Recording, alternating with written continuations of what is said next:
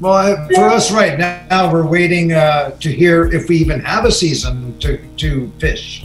They're not doing a survey. So with that being said, basically every summer they'll survey the bottom of the ocean and the Bering Sea, and then regulations on different fish, and just like what you described, I'm sure it's going around all over. So, but I mean, we're a necessity, right? Yeah. We're feeding people, so that's true. I would think that we got a good shot at it. Right. But that's the one thing about fishing, that there's no guarantee, and that's what makes our life so interesting to me, because I can't say fascination. So why not do a TV show where we can actually contribute to science and create a pain scale, so when people get bitten and stung by animals, they know exactly what to expect. They know how much it's going to hurt, how long it's going to hurt for, and what damage it's going to leave them. And when I first had the opportunity to go do this show for history, I was like, well, I'd do it anyway. I may as well do it on TV. Right.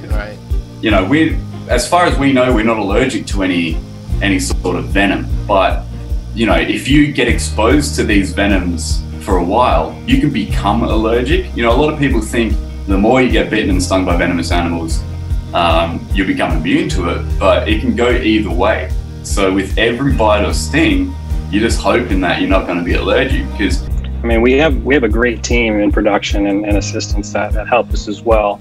But I think that the biggest challenge that we have is finding people with credible information, especially with something, in this area where it's a supposed legend of gold, billions upon billions of dollars, by today's standards would be trillions.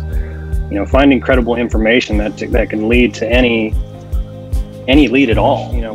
Research and work that goes into the show, but in reality, they only show about 16 hours of it. For how many months we've been out there. So that's, and I'm assuming that's it's a big thing for production and what they can and can't show. But right, I've watched the show. I enjoyed it. They want to show the good stuff, like when you actually when they run into an explosive and a guy's body parts fly all over the place on camera. Oh man.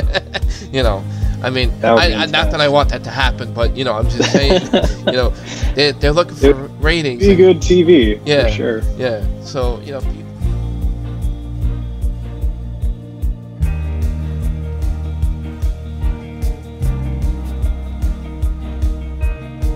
with the worst when it comes to people's emotions. Compare a notification to a mother that their 12-year-old son just got shot in the head on St. Nicholas Ave in Holland. Yeah, terrible. And then people getting upset because they got paranormal. There's no comparison. Sure. A couple of the crew members have had some what they think was experiences, but while I've been there personally, nothing's ever happened. I was outside of a house one time when he was yelling, and I ran in and a woman's daughter got scratched. But I mean,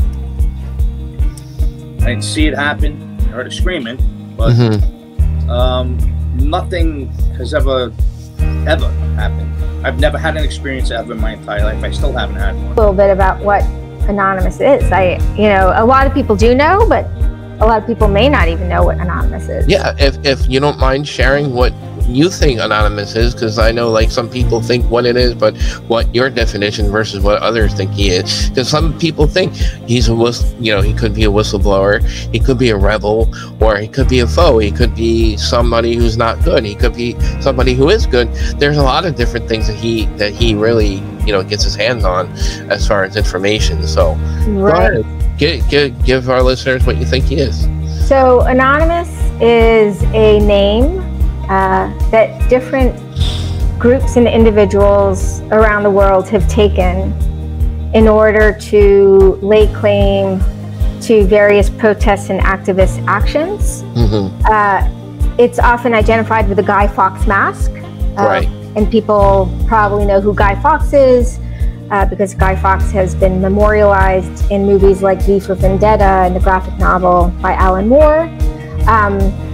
But what's fascinating about Anonymous as a kind of protest collective is that it isn't identified with a single individual or gender or race. It's anonymous. Who's anonymous, right? Yeah. And so you're always like, who is anonymous? And certainly we do know that a lot of people who've been involved in the past were computer hackers, because they were hacking corporations and governments, leaking information. Sure. They even hacked the Federal Reserve. Yeah. And many people involved don't do hacking. They just are on Twitter or supporting through making videos, or very famous for their videos.